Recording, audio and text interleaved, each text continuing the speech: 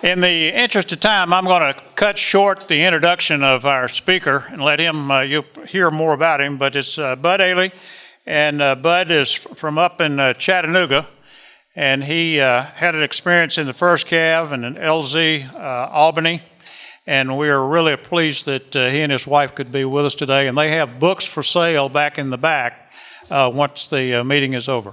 Bud, complete with that. Thanks, John. It's a real pleasure to be here in this group of heroes. I'm going to be real blunt. Everybody who served that stood up and answered that call is a hero in my book and in your book. We were there when others decided to go elsewhere. So thank you for your service. It's a real honor to be here with you today. You heard some of my story or part of our story from a fellow named Jim Lawrence a year ago who spoke to you about the 2nd Battalion, 7th Cavalry, which was part of the 1st Cavalry Division, Airmobile, when we were formed up in 1965. So I'm going to start a little bit with a little bit of nomenclature for you, because not everybody had the privilege of being an Air Cav guy. So to start with, we had 3 operational combat brigades, 1, 2, and 3. And within those brigades, we had 3 battalions in the first 2 brigades, and the 3rd brigade had 2 battalions, and we were called the 7th Cavalry Brigade. The 1st of the 7th was led by probably the most dynamic leader in Vietnam, Colonel Hal Moore, who was handpicked. He had served and trained with his men for 3 years prior to it, developed all the air CAF tactics that were available. And then when the order came to form up the 1st Cav, they started putting the puzzle together, and they realized they needed 1 more battalion. So they looked around and they found 1 colonel by the name of John D. White, who volunteered to lead a group for the 2nd Battalion. That would be the 7th Cavalry. And John D. was a bit of an unusual bird. And as you read my book, you'll understand just how unusual he was. His leadership resembled Custer in too many ways for me. Now, for those of you who don't know, 7th Cavalry was Custer's old outfit. So within the battalion that we had, our table of organization and equipment called for 3 line companies. That was the guys with the guns that went out and fought the bad guys. And each of those had 4 platoons, and each platoon was supposed to have about 40 guys. So reality was you were lucky if you had about half that many. So a company, instead of having 130 or 140 in Vietnam, we generally had about 80. And we were lucky if we had 4 platoons. Most of us were in the 3 platoon area.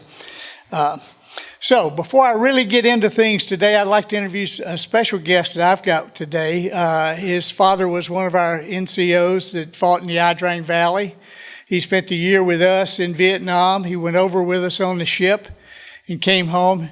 His name is Chris Humphrey. Chris lives here in Atlanta, so please welcome Chris.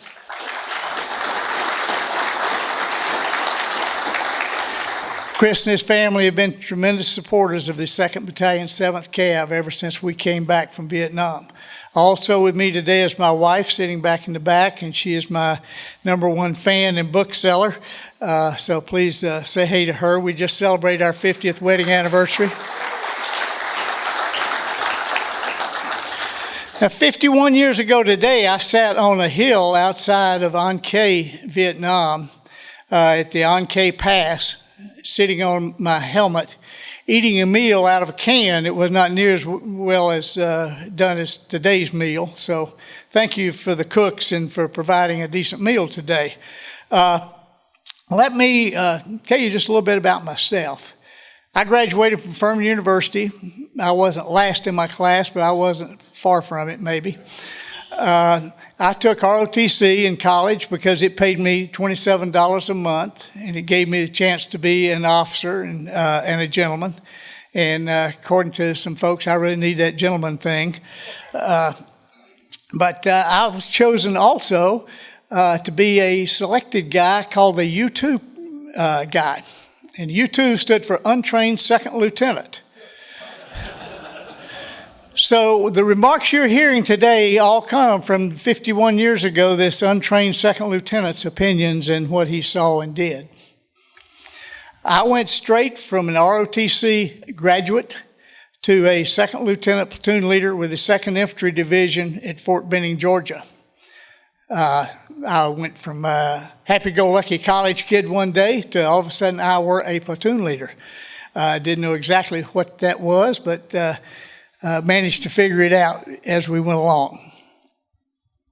In the summer of 1965, after I'd been there a year, Secretary McNamara came out and said, I believe we're going to have this new unit formed called the 1st Cavalry Division Airmobile. There was not such an animal at the time. This was June 16th. By August 1st, there was 18,000-man division put together in those 6 weeks' time. And that became the 1st Cavalry Division Airmobile, led by General Harry W. Kennard, who had been Colonel McAuliffe's S-3 operation at Bastogne. Kennard was the guy who actually wrote that famous response when the Germans asked for the surrender about nuts. That was Harry W. Kennard, who was our division commander that year. So here we are, that chaotic summer of 1965. We have no orders. We are getting material in. We're getting people in. Nobody knows who's going where. Nobody knows what's going on. We're just up there right now, all running around trying to figure out what we're doing next. We're getting new people come in one day. The next day, those people leave. They were having a hard time putting together this puzzle in 6 weeks. One of the guys who was the puzzle master was a gentleman named Colonel Robert McDade. McDade was our personnel officer for the division. He was a magnificent clerk. He had spent his entire career in clerkdom. He was a master at moving numbers and people around. He was not a personnel leader. We'll get to that later. So, here we are. All of a sudden, August 1st, we get orders. So we run out, we put the numbers on the Connex containers of the stuff we'd packed up. We were given 5 days to tell our families goodbye, move our families away from post, and be ready to get on a ship. We got on a ship called the USS Maurice Rose out of Charleston Harbor, and off we went to that great tropical cruise. For 30 days, we went down through the Panama Canal, up through Long Beach, and then off to that wonderful paradise called Vietnam. The only problem was there was one thing we hit on en route, was this little typhoon that we ran into. And you don't want to be in a typhoon ever, but much less in an old ship that's 60 years old out in the middle of the Pacific with a Portuguese crew who doesn't speak English and a bunch of soldiers who don't speak Portuguese. But nevertheless, we made it. We landed. The night before we were all getting ready to go storm the beaches, we'd seen the fireworks going off from our ship. And they call a big meeting of us and they say, okay, guys, here's what we're going to do. We're going to have an administrative landing tomorrow. We're looking at these flares and these artillery things going off in the distance. We're like, administrative landing? BS. So we're going to issue the ammo. That's good. We'll all have ammo. But no ammo in the guns. All guns will be off. So it'll be an administrative landing. Dawn finally comes. We're all out there looking. We're getting off the ship, down the rope ladder, some of us, carrying all kind of gear. We get on that LST and we hit the beach and it drops. And there's a couple of gals out there selling Coca-Colas. So we charged up and got our Cokes and moved on. As a 1st Cavalry guy, I got my first helicopter ride from the beach up to our base camp in Ankei. Ankei happened to be the place that the Army had chosen to be our base camp. It was just a jungle out there. So all of a sudden, in a matter of a couple of weeks, we end up with 18,000 men, 440 helicopters, all dropped into this jungle scenario. And about the time we landed, the monsoons came. And it was a lot of fun. You could barely walk, and you stayed wet the whole time. So, we're out there, we're getting settled in, we've gone through a couple of little shakeout operations, and all of a sudden things begin to heat up in the Highlands area outside of Pleiku. And they heat up a little bit, and all of a sudden our Colonel, John D. White, decides this might not be a good place for me to be. Maybe I've had enough of this stuff. So John D. goes to General Kennard and says, "Sir, I just can't handle this anymore." And this is November 4th. Kennard's looking around like, what in the world, where did I get a new colonel from? And he looks across the hall, and there sits Lieutenant Colonel Robert McDade, the clerical guy, and said, "Bob, you need some command time. You go down and take over this battalion." This is the 4th of November. About that time, our S3 operations officer, Major Barney Gill, decides this wasn't a good place for him. He had been an assistant coach with Earl Blake at Army, and so he pulled some strings and went to Saigon. Our S2 officer, intelligence officer, he decided he didn't need to be there, so he left, and we got a new supply officer.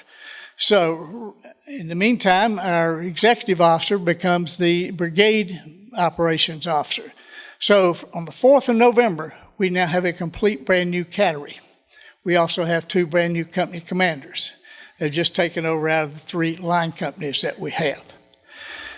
All of a sudden, things are heating up there in the north, over in Pleiku, and the word comes back, okay, we're going to move out. So on the 11th of November, John Howard, another second lieutenant with not much experience, medical supply officer, and myself led a convoy up the Mangyang Pass, which is where 8,000 of the French group, Force Mobile 100, had been eliminated some 10 years earlier. And there we were with 6 vehicles, he and I running that road. But nevertheless, we made it to our assembly area. We got up there, they flew us out, and we went to a safe place, landing zone called Landing Zone Landing Zone Atlanta. And we were there in Atlanta, getting all set up. Now, our old colonel had been a mechanized guy, so he said, take everything to the field with you that you got, kitchen sink and all. So we took the kitchen sink out there to Atlanta. We're all set up out there. And Hal Moore and his battalion had gone into another area of operation over to our west and south. And they were slick and fast and knew what they were doing. We're getting all set up, putting lanterns up, turning on generators. We're in the middle of the jungle. All of a sudden, we get a radio call. 1st to the 7th has stepped into Hornet's Nest on a place called Landing Zone X-Ray. Landing Zone X-Ray, they stepped in on the 13th. They got the first group in. Second group halfway in, all of a sudden, all hell started breaking loose, and they were at the base of the Chupong Mountain. So the afternoon of the 13th and 14th, they were fighting desperately, trying to hold on. And all of a sudden, our group becomes the Brigade Reserve. So they start piecemealing our companies in. They send our Bravo company in first, bang, on the 14th. They get there. They send 1 platoon of A company in. They get there on the 14th. They can't get the rest of us in on the 15th. So they said, finally, the 15th, they get part of the rest of A Company in by air. And it's a terrific battle going on. I mean, they're fighting. They've got 3 regiments coming in against that 500-man battalion up there reinforced. So we try to get in. The rest of us from the 2nd Battalion, 7th Cav, who've never heard a shot fired in anger for the most part, are walking into this place. And we try to walk in all the afternoon of the 15th. We can't get there. We can't get across the river. So we back up. They fly us to another landing zone. We go to another landing zone. We hunker down there overnight. In the morning of the 16th, here we go. Charlie Company and part of our headquarters company goes into LZ X-ray. Scared to death, absolutely scared to death. You can hear the bullets, you can smell the napalm, you can smell the death as we get in there. We get in and we take over on the 16th. And right as we're getting there, they've got Charlie Hastings, the forward air controller, has got planes stacked up to 30,000 feet, waiting to come in on the base of that mountain. They're just pouring them in with the napalm. And finally, the napalm runs in, and we start moving out in a search. One of the guys gets hit, one of our lieutenants gets hit with a grenade, nearly blows his foot off. We run out and we grab him. His name was Jim Lane. He lives in Fort Myers, Florida now. But anyway, Jim made it back. So about that time, the powers that be at brigade decide that, well, wait a minute. We've got Colonel Moore here. He's won the battle. Battle's kind of winding down. Let's call it off. So let's get Moore and his bunch out. So they send the helicopters in. They take Colonel Moore and his battalion out and leave us, the lonely group. Oh, and by the way, they take our Bravo company, who was our best company, out also, along with one platoon from A company. So now we've got about 200 or 300 of us out there on this big landing zone, and they send another battalion in to help secure the area. And it's the 16th of November. We are scared to death. We've got foxholes dug so deep you need a ladder to get back out of them. We've got grenades most of us had never thrown a grenade before. We've got them stacked all over the place. All of a sudden, we've got headquarters company people out there. Now, I was a second lieutenant in headquarters company in charge of communications. I was not a go-to platoon guy. Those were the other guys in the line companies. I was a staff guy. But all of a sudden, I've got radio repairmen out there. We've got cooks out there. We've got bottle washers. We've got some truck drivers. The last training they had happened to be maybe a year and a half ago when they were in basic training. Otherwise, they'd been truck drivers or cooks or bottle washers. So we're all out there. We're hunkered down. We're scared to death, waiting on the attack. All night of the 16th. Man, you can just smell the air. It's just putrid and hanging heavy. Nobody sleeps. Nobody sleeps a wink. Dawn breaks next morning. Guys begin to make some coffee. Things begin to look a little normal. We didn't get hit. But we're still watching that mountain. Radio call comes in. I happened to be on the radio at the time. We need your 6. 6 is Bayonet 6. Bayonet 6, talk to Mule Train 6. We've got a arc light coming in your area. It is 0900 now. The arc light is due at 1200 hours. Our Mule Train 6 looks at me, and I pull out my SOI, and I look, and I see arc light. B-52 strike. Coming here, where we are. So Mule Train 6 says, well, when are the choppers picking us up? Hold on, 6. They're not coming. We're not sending any out there. The arc light was time over target about plus or minus maybe 30 minutes to an hour. So the general didn't want to risk flying any choppers out underneath those B-52s that were going to fall. So they make a real courageous decision at brigade and say, look, you guys are infantry. Pack it up and walk out. Well, we got the clerk, commander, who had never led a battalion, he'd never led a company, is now in charge of this battalion. We've got 2 new company commanders who don't even know their company.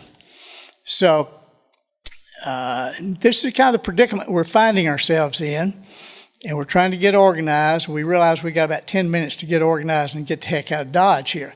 What about all this extra equipment out here on the battlefield? We got extra ammo, we've got extra all kind of stuff. And we got all these extra people out here who are non-combatants. What do we do with them? Well, just tell them to carry everything they can carry. And just, y'all haul it off. If you can't, just blow it up. So we had a couple of engineers, and they blew some stuff up, but most of us ended up being mules carrying stuff. So being in headquarters company, part of the hastily drawn up battle plan was A company would lead and follow the group in front of them, followed by Delta company, followed by Charlie company, followed by this headquarters gaggle, because we were not an organization, we were just a bunch of folks out there.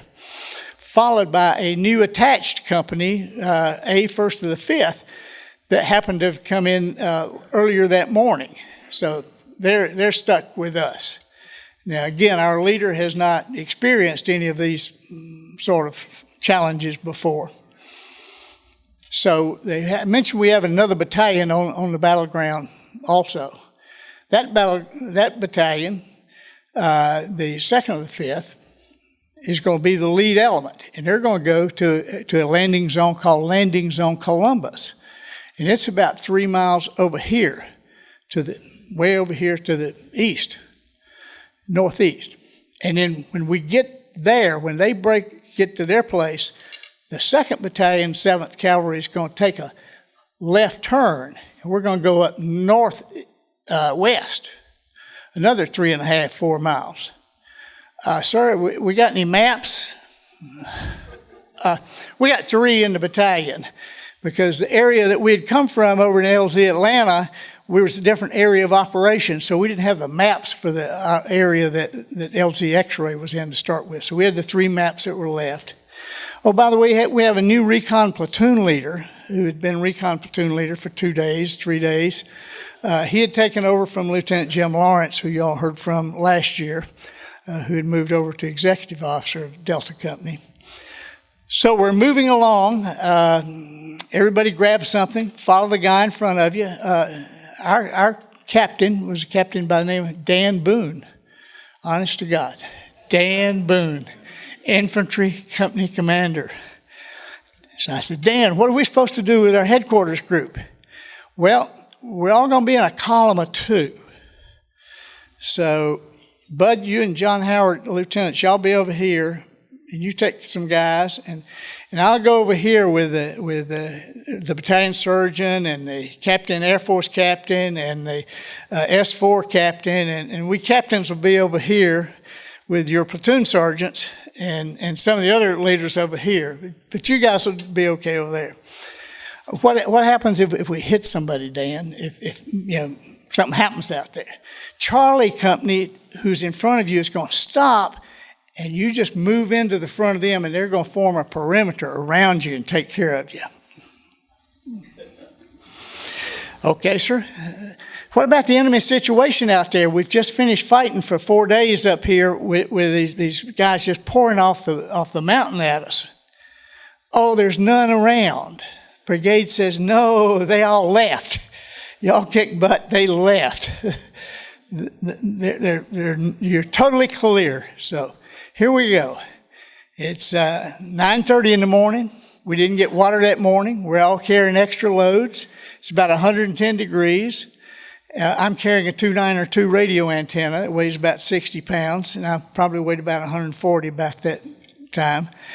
Also carrying our ammo and everything, so we're just double loaded down.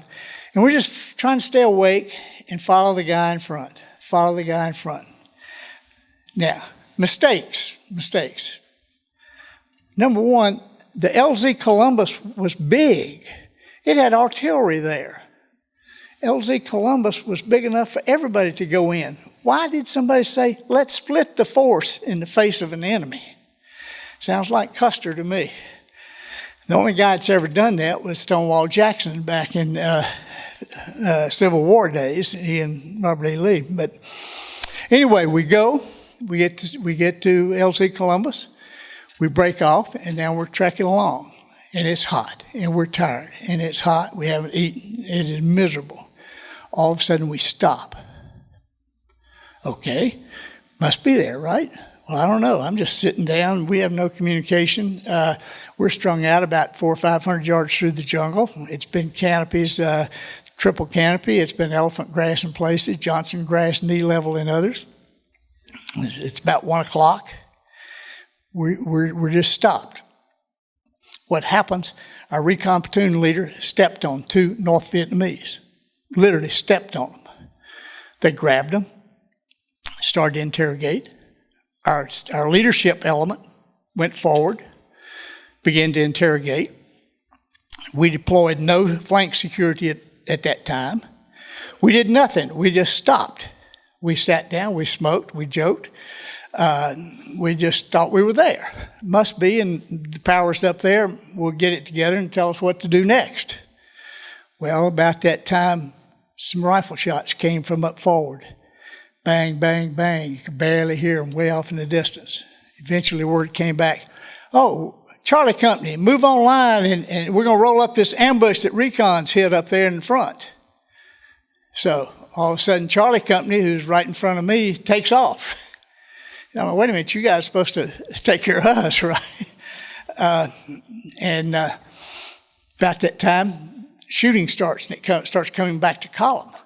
Now, what had happened during that time while we were sitting there in that break, the 1st of the 33rd well-trained North Vietnamese regiment had not been a participant at Chupong. They were on their way back, and they were going to right where we were, right by the river, called the Drang River. The 1st of the 33rd had been coming from Play Me, and they were coming this way. And they both got there before we did. And they saw us before we did. And while we were taking that break, and we were spread out in that column of twos about 100 yards apart, where we couldn't see each other, they infiltrated right in the middle of our column.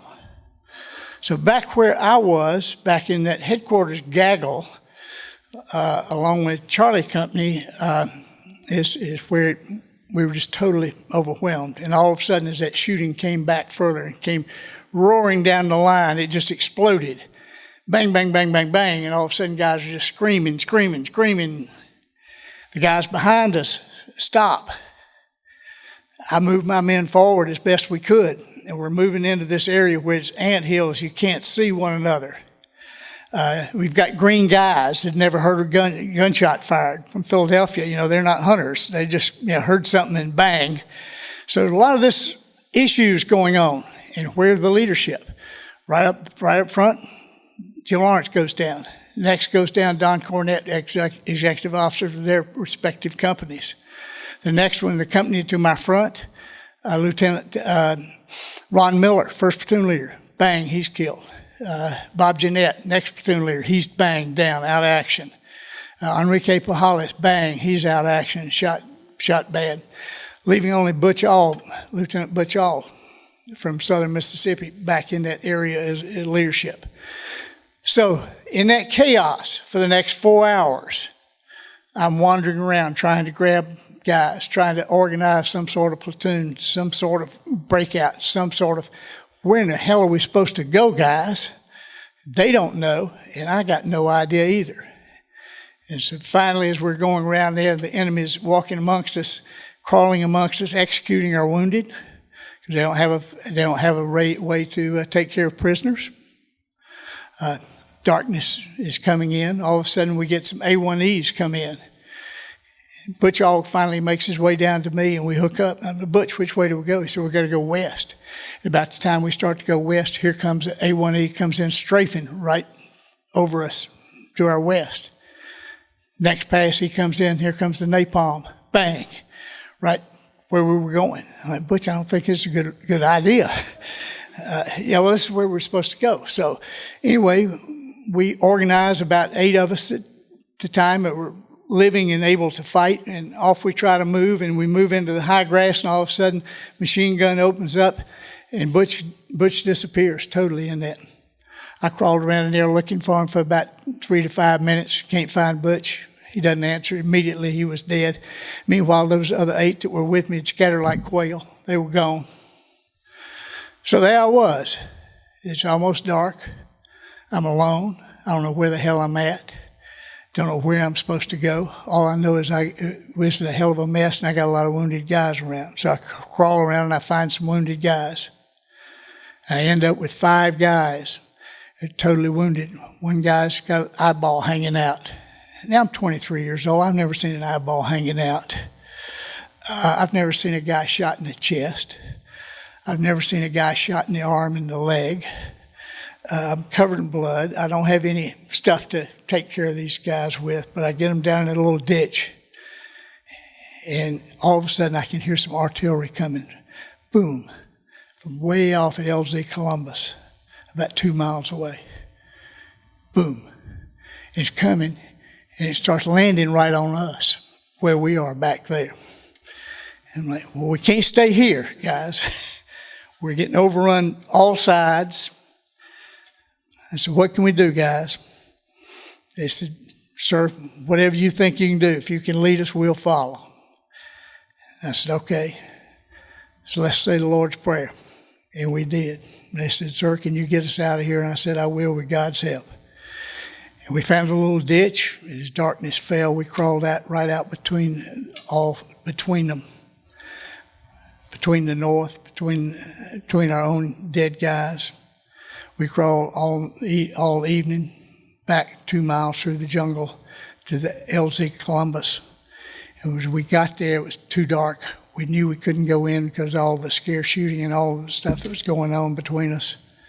So we sat there all night. I had their heads in my lap so we wouldn't lose touch with each other in the darkness. And I could make sure they were okay. And we did. You sit there all night, and your mind is just racing like gangbusters. You're scared to death. You got this responsibility. You hear a noise. Is it a tiger? Is it an enemy? Are we going to be stepped on? I've got 8 rounds of ammunition left in my rifle. I'm the only one with a rifle. Finally, those endless hours go by and dawn breaks. So I hid the men behind the berm, and I crawled around to the other side of the perimeter and crawled up close to where I could see them and called into the perimeter and asked them, get an officer over to your position. And they did. And I stood up. And I said, I'm going to stand up. I stood up. One of my shipmates, Jim Brigham, was standing there, and he said, I see you, bud. I said, Jim, I got wounded guys I got to go get. I'll bring them in and make sure there's no shooting around this perimeter. So he did. And I went back and got the men, and we started in. As we were coming into that finally we've made it. We've gone through this hell, and we're there, and we're going in. And all of a sudden, one of our guys hits a trip flare. Bang! You guys know what a trip flare just shoots off smoke like a little firecracker or something. I'm like, oh my God, we're this close, we're all dead. We hit the ground, the guys come on out from the perimeter and picked us up and took us back in, got us on helicopters and took us back to an area we'd never seen before called Camp Holloway. That day, 17 November 1965, 155 Americans out of our 320 were killed. 134 more of us were wounded that day, out of our 320 or so. It was the single bloodiest day of the entire 10-year war.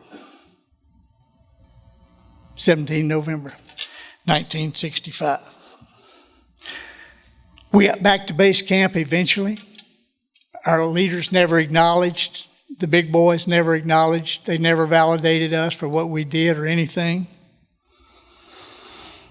But you know who validated us and who validated me and the other officers? Were our men. That night we got there, they came back to us and said, sir, we'd like to buy you folks a drink. If it hadn't been for y'all, none of us would have gotten out of there. Our men. And what have the men done since then?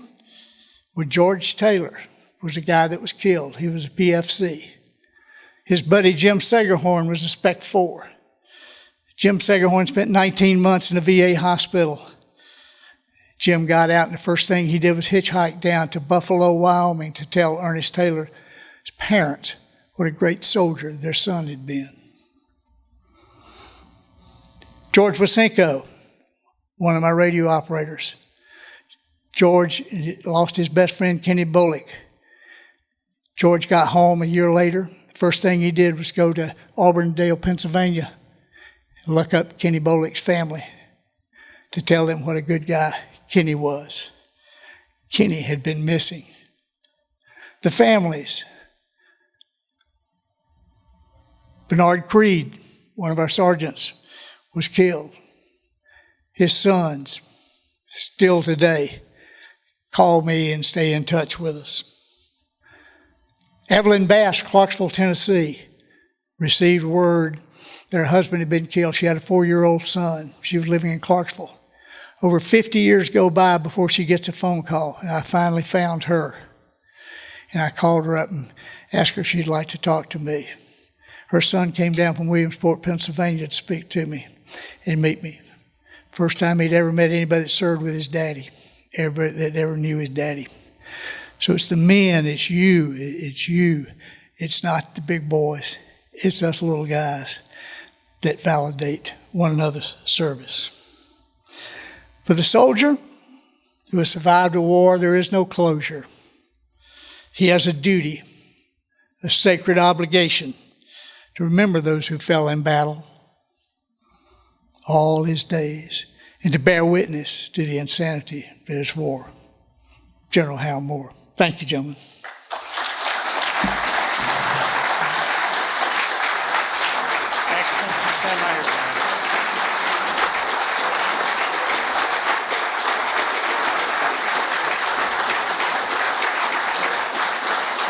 We got a couple of things I want to give you. This is a book, AWOL, that you can read over, and this you probably will recognize. I sure do.